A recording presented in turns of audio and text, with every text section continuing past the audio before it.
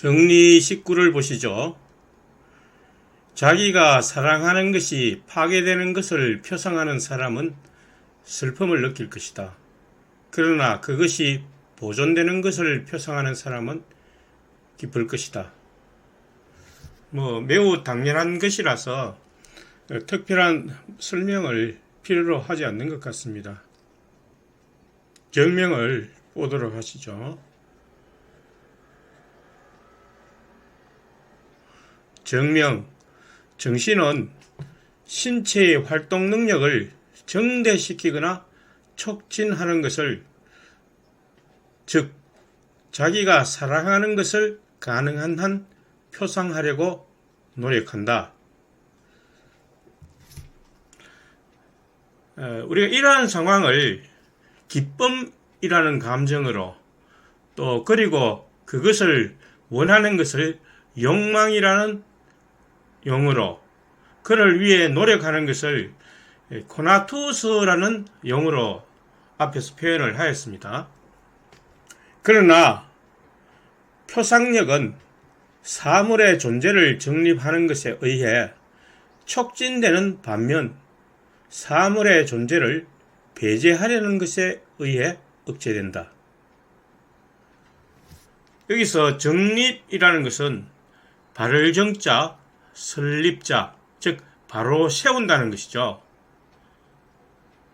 사람들이 바르게 세워졌다고 보는 것을 정립이라고 하고, 그 대립되는 용어가 반정립입니다. 즉 정립이라는 것은 기쁨과 욕망을 추진하는 것을 의미하고 있습니다. 반정립은 여기서 배제라는 용어로 표현하였는데, 그것은 정립에 반대되는 것을 의미하고 있습니다.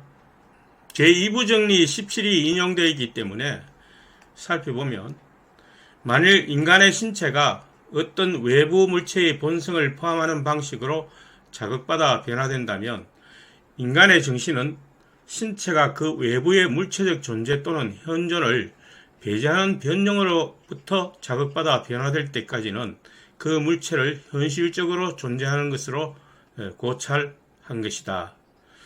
예를 일회용 라이트로 제가 들었습니다. 터프를 켤 때 성냥을 사용했기 때문에 그 장면이 연상이 되니까 초를 보면 성냥이 떠오르게 되죠. 그런데 그것을 배제한다는 것은 뭐냐면, 이제 성냥이 사라지고 일회용 라이트가 나오니까 성냥을 쓸 필요가 없습니다. 그래서 초를 보면 더 이상 성냥이 생각나거나 성냥을 찾지 않는다는 거죠. 여기서 배제하는 사물은 결국 라이트가 될 것입니다. 이처럼 우리 정신에 연상작용을 하는 어떤 것을 배제한다는 것은 그것이 다른 연상으로 바뀔 수 있는 그런 외부의 자극물을 의미하는 것이죠. 그러므로 사랑하는 것의 존재를 정립하는 사물의 심상은 사랑하는 것을 표상하려는 정신의 노력을 촉진한다. 즉 그것은 정신을 기쁨으로 자극하여 변화시킨다. 기쁨은 계속해서 이제 증가시키기를 원한다는 그런 뜻입니다. 쉽게 말하면 정리 11이 주석이 여기에 인용되었으니까 보시죠. 그러므로 우리는 정신이 갖가지의 커다란 변화를 받아서 때로는 보다 큰 완전성으로, 때로는 보다 작은 완전성으로 이행할 수 있다는 것을 안다. 이러한 수동들은 우리에게 기쁨과 슬픔의 감정을 설명해 준다. 그러니까 이 정리 11의 주석에서 기쁨과 슬픔이 어떤 상태의 감정인지를 잘 정의해 주고 있습니다. 즉 우리가 어떤 상태에서 보다 더 실제성 있는 완전한 상태로 나아갈 때에 그것을 우리는 기쁨이라는 감정으로 표현되고, 보다 작은 완전성, 즉 더 못한 것, 불완전한 것으로 이행할 때에 그것을 슬픔이라는 감정으로 나타나게 된다는 것이죠. 이에 반하여 사랑하는 것의 존재를 배제하는 사물의 심상은 정신의 이와 같은 노력을 억제한다. 즉 그것은 정신의 슬픔으로 자극하여 변화시킨다. 그러므로 자기가 사랑하는 것이 파괴되는 것을 표상하는 사람은 슬픔을 느낄 것이다. 뭐 당연한 건데 이렇게 하나의 정리로 만들어 놓았습니다. 자기가 좋아하거나 사랑하는 것이 파괴되고 사라지면 슬프게 되겠죠.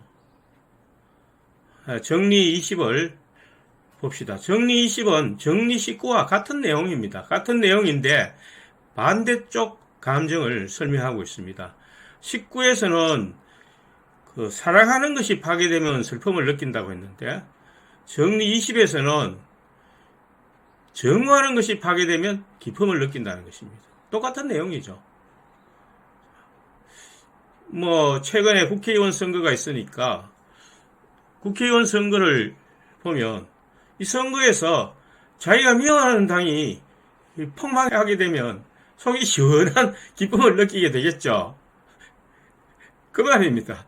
자기가 정오하는 것이 파괴되면 마음속에 기쁨을 느낀다는 것입니다. 정명, 정신은 정리 13에 의해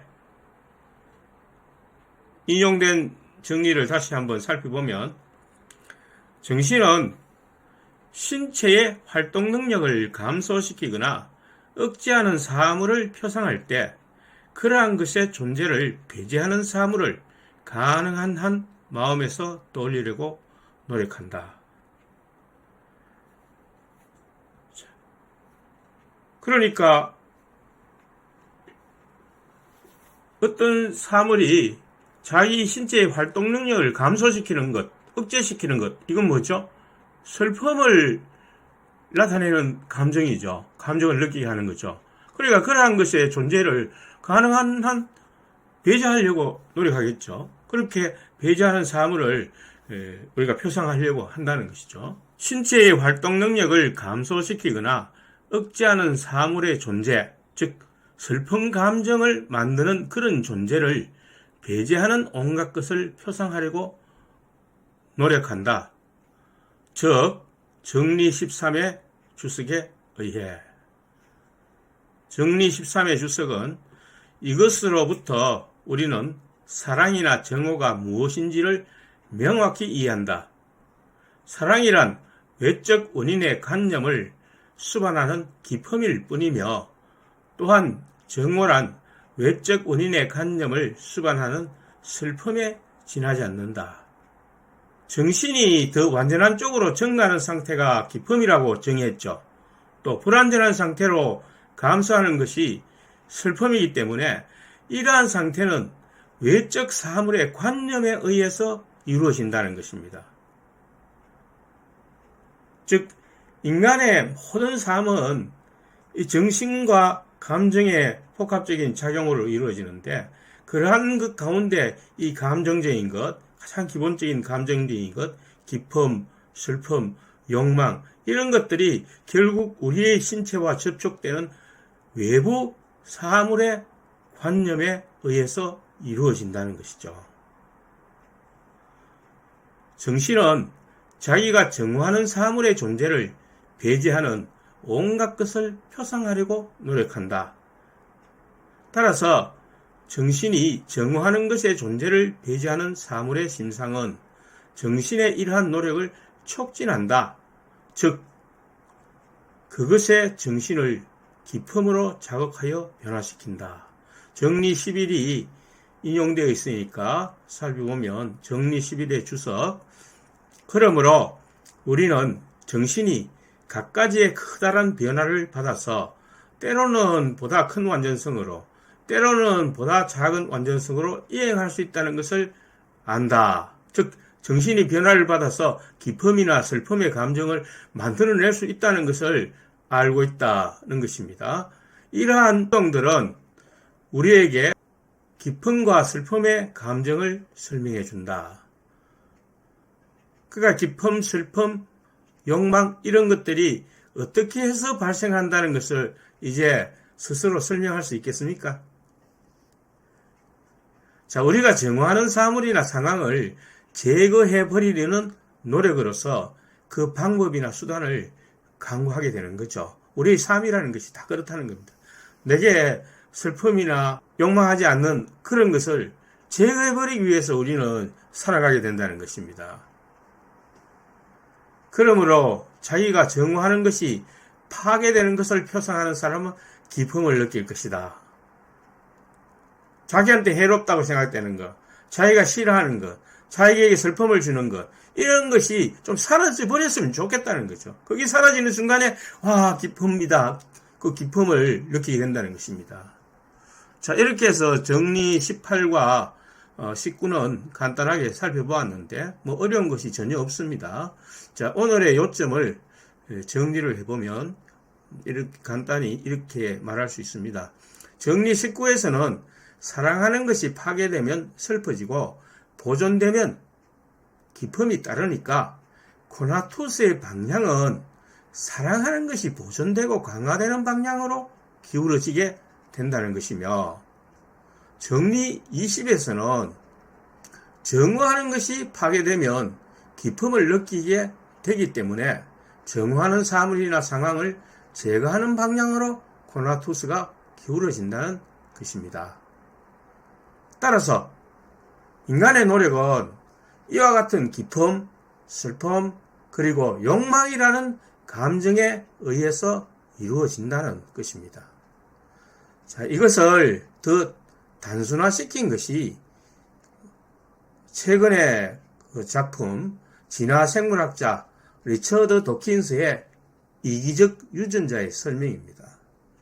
아마 책을 보신 분들도 많고 또 유튜브로 내용을 살펴본 사람도 많지만 혹시 내용을 살펴보지 않은 사람은 꼭 한번 권해드립니다. 진화생물학자 리처드 도킨스의 이기적 유전자를 검색하면 여러 개가 뜹니다. 우리의 유전자는 이 도킨스의 이기적 유전자의 간단한 그 내용을 제가 설명한다면, 우리의 유전자는 자기 보존과 유전자 전송을 위해서 끊임없이 노력하는 것입니다.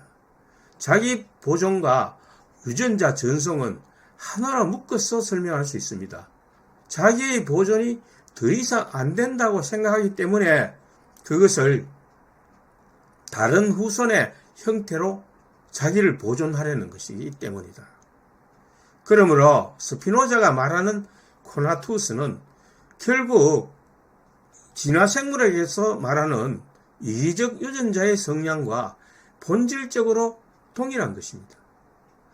관련된 영상을 시청하고 오늘은 마치도록 하겠습니다. 일단 그 책 정리 21로 넘어갑니다. 자기가 사랑하는 것이 기쁨 또는 슬픔으로 자극받아 변화되는 것을 표상하는 사람도 역시 기쁨 또는 슬픔으로 자극받아 변화될 것이다. 그리고 사랑받는 대상의 그러한 감정이 커지거나 작아짐에 따라서 사랑하는 사람의 감정도 더 커지거나 더 작아질 것이다. 이 정리는 어떤 것을 사랑하고 있다는 것은 그 사랑의 대상과 감정조차도 공유하게 된다는 것을 의미합니다.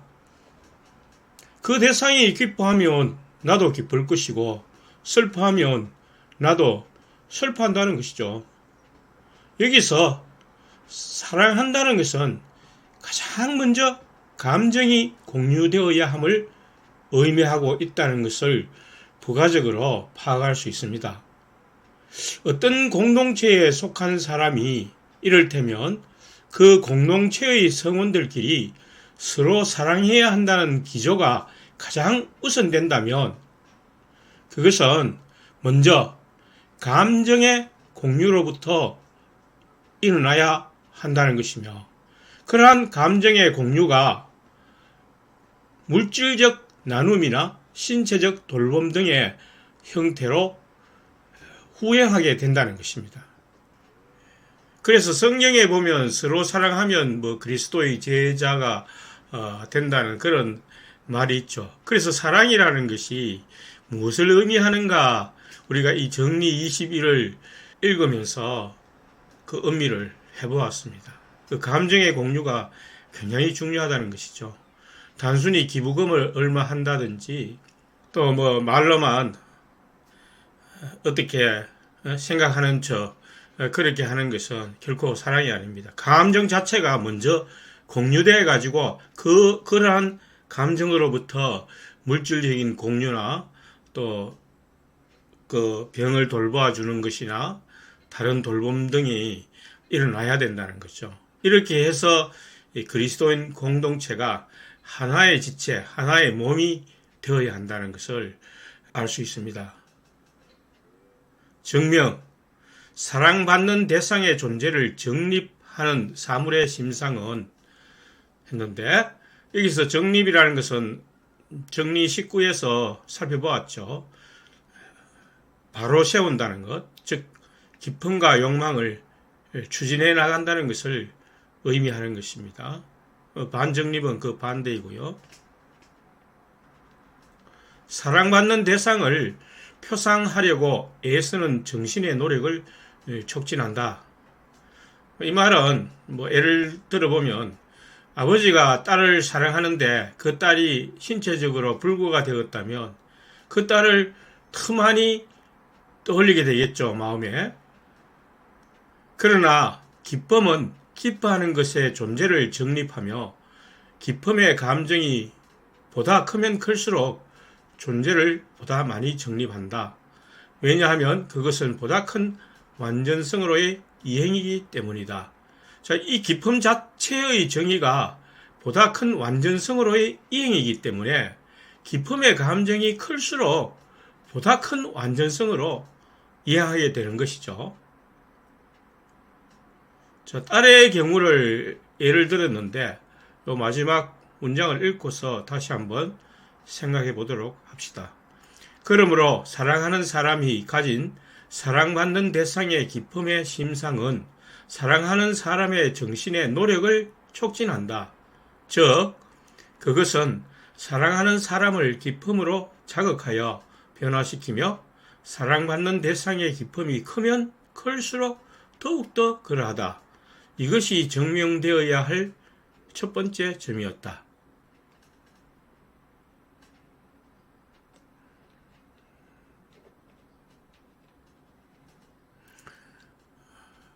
따라서 앞서던 아버지와 딸의 예로 설명한다면 아버지가 딸을 사랑하기 때문에 딸의 기쁨이 커지는 방향으로 노력하게 된다는 것입니다. 다음으로 사물은 슬픔으로 자극받아 변화되는 한에 있어서 파괴되며 보다 큰 슬픔으로 자극받아 변화될수록 그만큼 많이 파괴된다. 그러므로 자기가 사랑하는 것이 슬픔으로 자극받아 변화되는 것을 표상하는 사람도 역시 슬픔으로 자극받아 변화될 것이며 사랑받는 대상의 슬픔이 크면 클수록 더욱 그러할 것이다. 여러 말을 해놨지만 쉬운 경우입니다. 앞서 기쁨의 경우와 반대로 생각하면 되죠. 만일 딸이 더욱 고통을 받아서 어려움에 처해질수록 아버지의 마음은 더욱 아프게 되고 슬퍼질 것입니다. 그 말입니다. 정리 22. 어떤 사람이 우리가 사랑하는 대상을 기쁨으로 자극하여 변화시키는 것을 우리가 표상한다면 우리는 그 사람에 대하여 사랑으로 자극받아 변화될 것이다. 이에 반하여 그 사람이 우리가 사랑하는 대상을 슬픔으로 자극하여 변화시키는 것을 우리가 표상한다면 우리 역시 그 사람에 대하여 정으로 자극받아 변화될 것이다. 자, 무슨 말인가 하면 동일한 대상에 공감하는 사람끼리는 어울리고 반감하는 사람과는 멀어지게 된다는 거죠. 어떤 야구 시합을 하더라도 A팀을 응원하는 사람과 B팀을 응원하는 사람이 서로 아무런 관계가 없는데도 어떤 반감을 가질 수 있죠. 또 같은 팀끼리는 공감하기 때문에 승리하면 같이 기뻐하고 지면 같이 슬퍼하는 것입니다. 선거 예를 들면 국힘당 열렬 지지자가 국힘당을 지지하는 사람과는 잘 어울리고 민주당을 지지하는 사람과는 멀어지게 된다는 그런 뜻입니다. 정명, 우리가 사랑하는 대상을 기쁨 또는 슬픔으로 자극하여 변화시키는 사람은 만일 사랑받는 그 대상이 그러한 기쁨 또는 슬픔으로 자극받아 변화되어 있는 것을 우리가 상한다면 또한 이 기쁨 또는 슬픔으로 자극하여 변화시킨다. 그러나 이 기쁨 또는 슬픔은 우리 안에서 외적 관념을 수반하고 있는 것으로 가정되어 있다. 가정되어 있다는 것은 기쁨과 슬픔의 정의가 완전성으로 나아가거나 불완전성으로 이행하는 과정을 기쁨과 슬픔으로 정의했죠.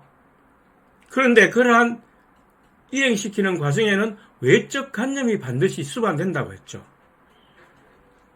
그것이 가정되어 있다는 것은 그 의미입니다. 그러므로 어떤 사람이 우리가 사랑하는 대상을 기쁨 또는 슬픔으로 자극하여 변화시키는 것을 우리가 표상한다면 우리는 그 사람에 대하여 사랑 또는 정으로 자극받아 변화될 것이다. 쉬운 내용이죠. 그러니까 사랑하는 사람이 더 기쁨이 증가한다면 우리도 기뻐지고 사랑하는 사람이 슬퍼진다면 우리도 그에 대해서 슬픔을 자극받아 변화된다는 그런 단순한 것입니다. 추석을 보시죠. 정리 20일은 우리에게 연민이 무엇인지 설명해 주는데 이것을 우리는 타인의 불행에서 생기는 슬픔이라고 정의할 수 있다. 자, 연민을 어떻게 정의합니까? 타인의 불행에서 생기는 슬픔. 그것을 연민이라고 한다는 것입니다. 타인의 행복으로부터 생기는 기쁨. 이런 단어, 명칭, 여기서 어떤 단어로 묘사할지 나는 모르겠다. 이렇게 말하고 있죠. 여러분 한번 생각해 보세요. 가까운 사람의 행복으로부터 생기는 기쁨을 어떤 단어로 묘사해야 될지. 생기는 슬픔이나 불행은 연민으로 이렇게 설명을 했는데 그 반대는 어떤 단어가 적절할까요? 한번 생각해 보십시오. 다음으로 타인에게 선을 행한 사람에 대한 사랑을 우리는 호의라 부를 것이며 또 반대로 타인에게 악을 행한 사람에 대한 정오를 분개라 부를 것이다. 자, 여기서 네 가지 감정이 소개되고 있죠. 연민. 자, 연민은 타인의 불행에서 생기는 슬픔, 타인의 기쁨에서 생기는 기쁨. 이것을 표현할 단어가 없으니까 우리가 갈로를 쳐둡시다. 그 다음 그 타인에게, 내가 사랑하는 타인에게 선을 베풀어주는 사람, 이 사람에 대해서 느끼는 감정을 호의라고 표현했습니다. 그 다음 내가 사랑하는 사람에게 악을 행한 사람, 피해를 주는 사람, 이 사람에 대해서는 우리는 어떤 감정을 가집니까? 분개하게 된다는 것입니다. 그래서 연민, 관로, 호의, 분개, 이 네 가지 감정을 묘사하고 있습니다. 여기서 갈로는 어떤 지인의 아들이 명문대학에 합격했다든지 또 아는 사람이 국회의원 선거에 당선이 되었다든지 하는 등에서 느끼는 축하의 감정을 이룹니다. 적절한 단어가 저도 생각이 나지 않습니다. 그래서 스피노자도 이에 대한 용어를 찾지 못한 것 같습니다. 마지막으로 주의해야 할 것은 우리는 우리가 사랑한 것에 대해서만 연민을 느끼는 것이 아니라 우리가 이전에 아무런 감정도 갖지 않았던 것에 대해서도 역시 그것이 우리와 유사하다고 판단되면 연민을 느낀다는 것입니다. 그러므로 우리는 우리와 유사한 사람에게 선을 행한 사람에 대해서도 호의를 느끼며 또 반대로 우리와 유사한 사람을 해친 사람에 대해서도 분개를 느낄 것이다.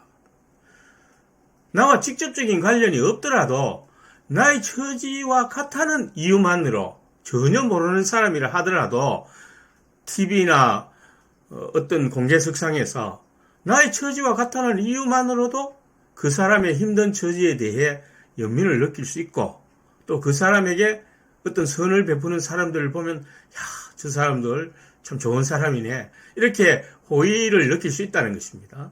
반대로 그런 사람에게 오히려 도와주기는커녕 해를 끼치는 사람에 대해서는 뭘 저런 사람이 있어 저런 나쁜 놈이 있어 하고 분개를 하게 된다는 것입니다.